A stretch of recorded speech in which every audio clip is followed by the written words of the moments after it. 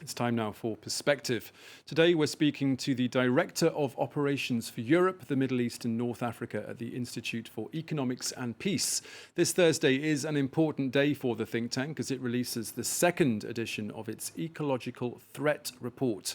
It's a study that looks at 99.9% of the world's population and examines threats linked to food, water, temperature change, demographic shifts and natural disasters. Serge Stroobants joins us now from Brussels. Thank you very much for being with us here on France 24 for Perspective today.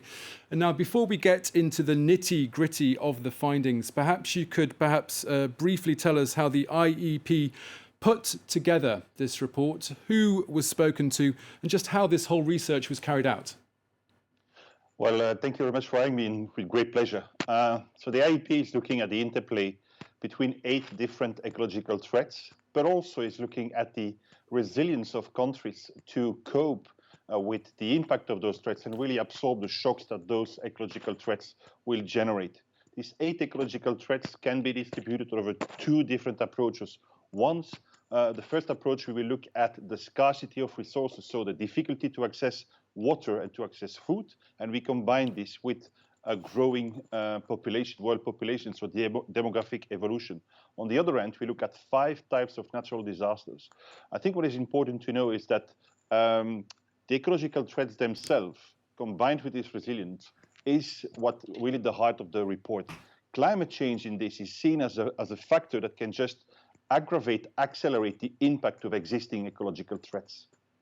And are there specific areas geographically where this is more prevalent or prominent?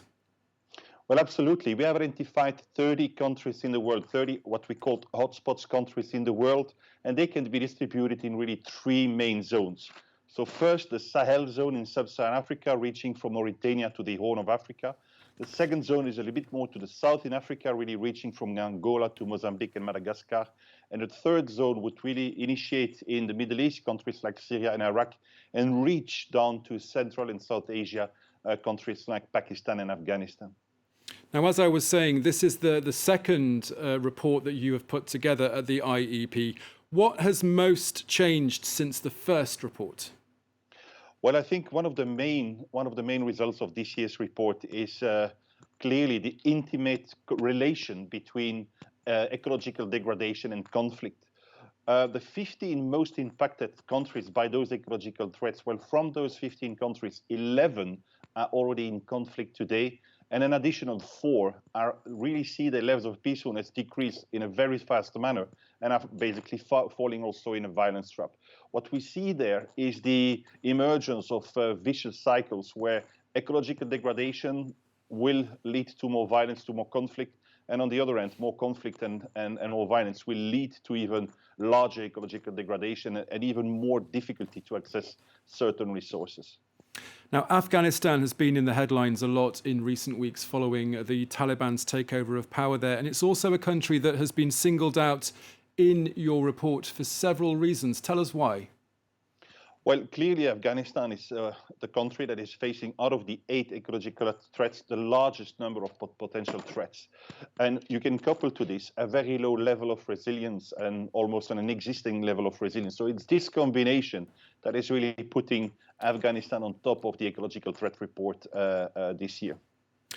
This is a report that's being, of course, published in 2021, but the outlook stretches as far as the year 2050. For example, by that year, you estimate that 4.7 billion people will live in countries with high and extreme ecological threats.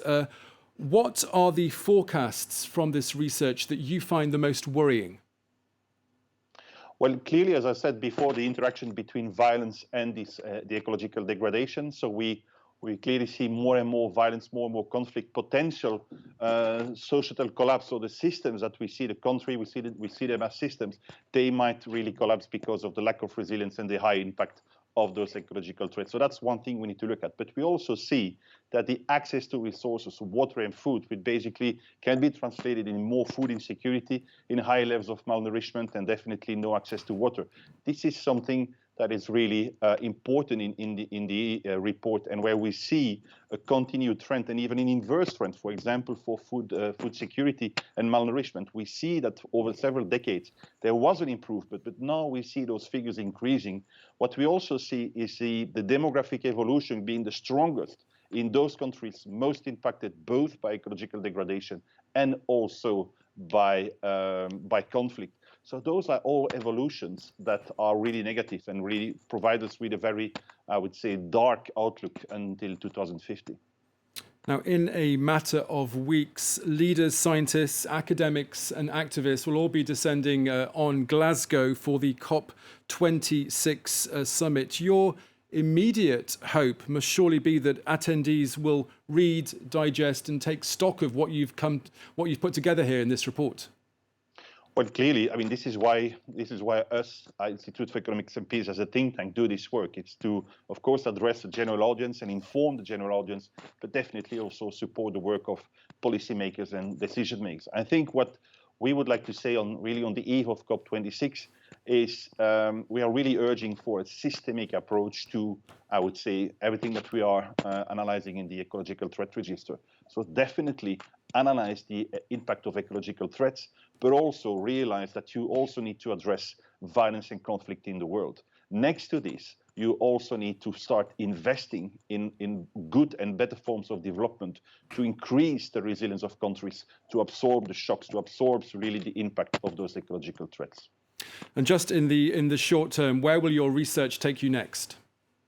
Well, basically, we'll continue to look at this evolution, and this is, of course, next to the other research that the Institute for Economics and Peace is providing. So we definitely concentrate on peace, on conflict. We measure and quantify this in our Global Peace Index, and we will continue to establish the links and the relations between different factors influencing peace, security in the world, and their impact on the resilience of countries and the levels of peacefulness of countries.